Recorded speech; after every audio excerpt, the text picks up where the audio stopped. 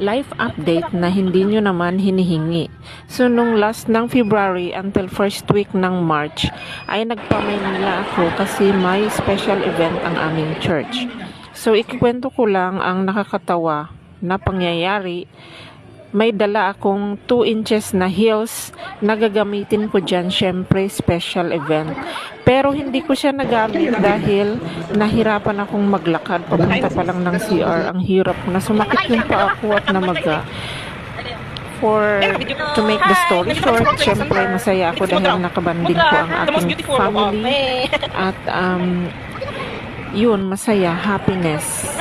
So, nagpunta pala akong Taytay Market dahil i-meet ko yung aking mga suppliers. Syempre, nagbebenta tayo ng mga brand new. At sa iba pang mga area na nandoon din ng mga suppliers, di ba happy? At nagkumpra ako pang benta. So, ang pangalawang nakakatawa dahil naiwan ako ng bus guys dahil sa kaka-Jollibee ko.